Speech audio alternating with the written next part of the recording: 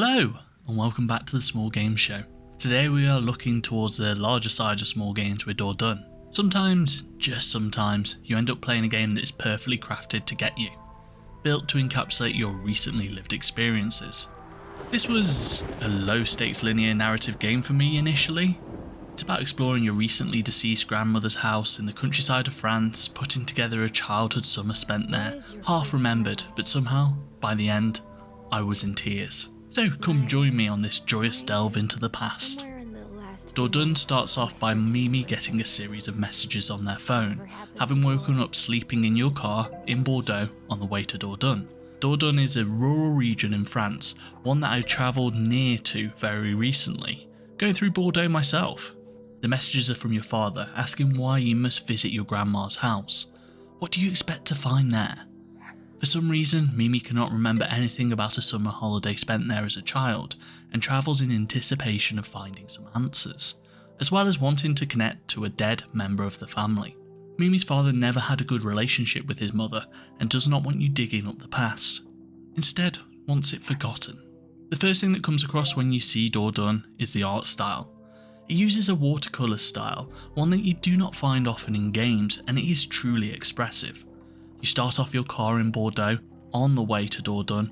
It's a rainy day and the colour palette is this subdued, cool tone. These text messages are coming in fast from your father. There is doubt in the air. But even in this scene, there is a brightness to the food being shown that draws your eye and shows it in this way that almost gives it a rejuvenating power. Now this is just a nice pointer at what the art style can do for the rest of the game.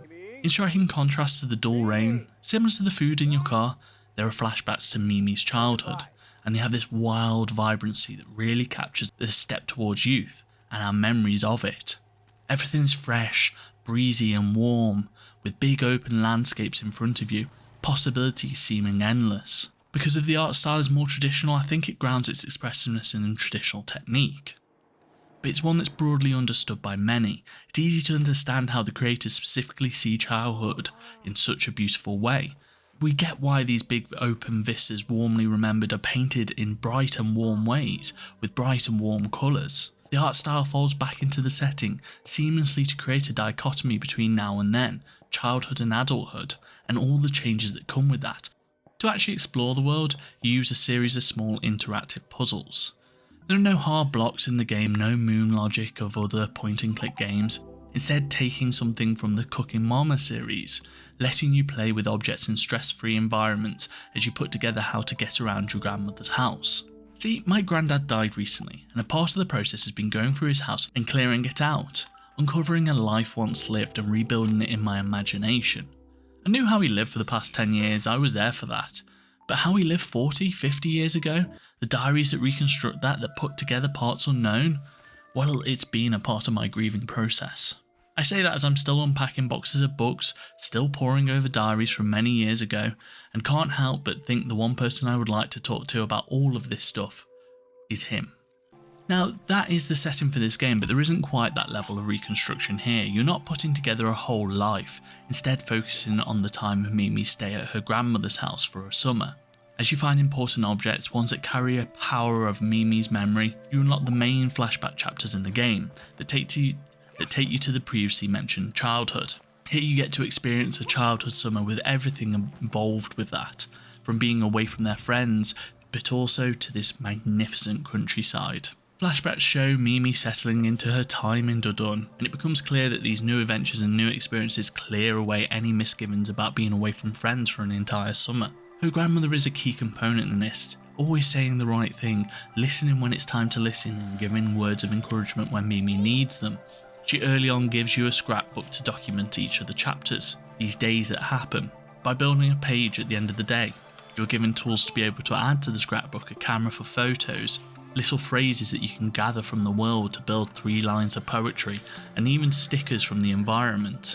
This decision is so smart because it both encourages you to explore the small spaces that you are in, bringing this childlike curiosity to the world, as well as actually think about the experiences you've gone through. It also creates this temporal hook for Mimi in the future to be looking back at her past and individually remembering each day. I really like this as a piece of expression that comes after each interactive segment, linking all of these individual moments and times that you spend in the actual chapters themselves. As you spend more time in Dordogne, you get to see more of the town, countryside, and even make a friend. The story evolves into two children chasing a local legend in a way that I remember holidays being at that age also. It is warm, exciting, and full of possibilities. Kids will really just run away with an idea if it properly cements in their head, and I don't want to talk about much more of it. Instead, I think you should discover it for yourself. I do think everyone can share in this excitement of the possibilities when your protagonists latch onto them and what becomes a story about nostalgia and change from childhood to adulthood. I suppose this comes with the emotional heft of the game. I don't think it's naturally a tearjerker, but as I mentioned, I lost a grandparent this year, so there are some personal things going on for me. This with some of the magic of childhood that is the basis for this game, engaging in the memories that you have built about a person and hearing that they were properly cared for during their death. Well, that just hit home. It's funny, even after 4 months of processing something like this, during most days it doesn't come across my mind at all, but then out of nowhere you can get really broadsided. But games that allow you to welcome this into your life, stimulate it and make you face what you're going through, well, that's something I'm always on board for. It's good.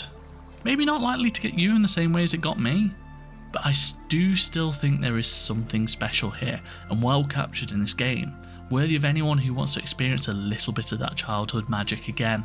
Aside from the personal connections to the game, there are so many cozy moments that you share with Mimi as she puts together this life, as well as her experiences. It finds that even though you lose the magic of possibility of being a child, instead it brings in the magic of connection shared, even if briefly and decades ago. I think it masterfully brings together mechanics, art style and storytelling to bring insight to an experience that is almost mostly universal, even if the names, locations and culture are different. It's worth a play.